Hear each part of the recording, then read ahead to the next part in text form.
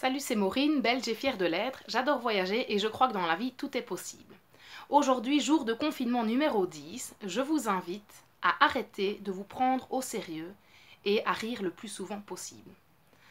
Comment voulez-vous avoir une vie en toute légèreté si vous vous prenez trop ou trop souvent au sérieux? C'est impossible, l'un empêche l'autre.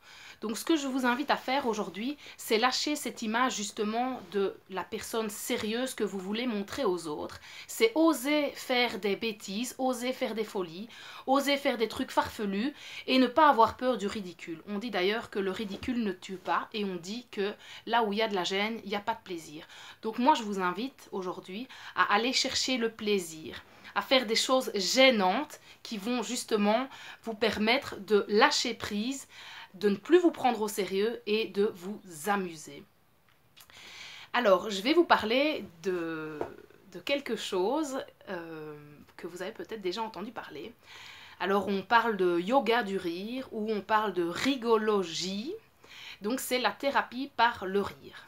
Vous avez déjà certainement entendu parler des clowns qui visitent les hôpitaux pour aider les enfants malades, à leur redonner le moral, etc.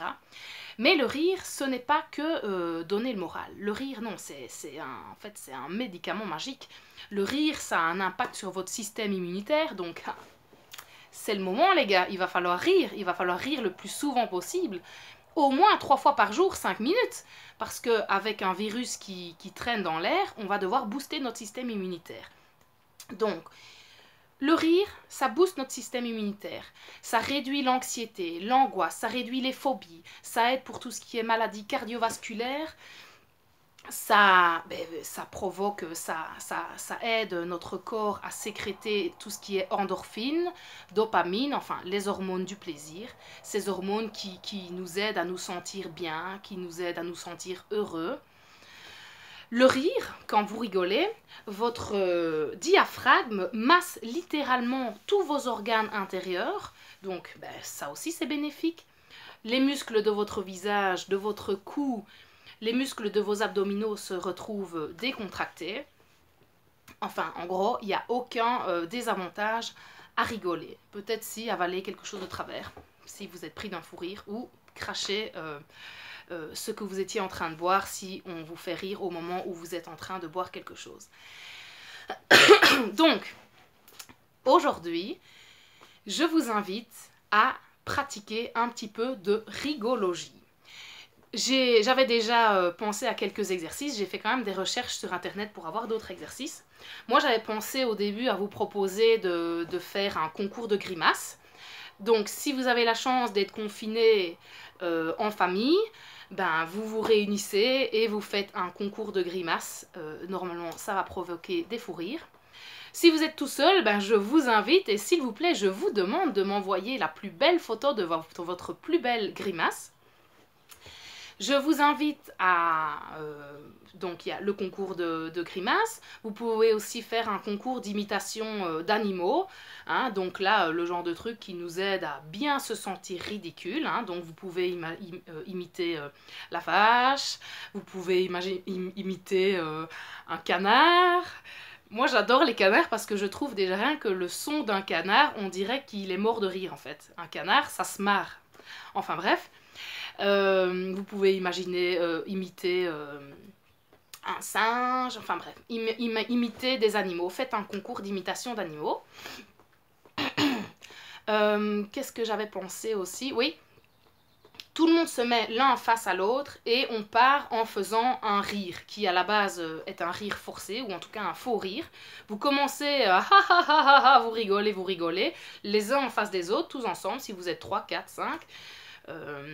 Tout le monde rigole, à un moment donné, votre faux rire va se transformer en un véritable rire, et puis peut-être qu'à un moment donné, votre véritable rire va redevenir un faux rire, mais vous essayez de tenir le coup le plus longtemps possible.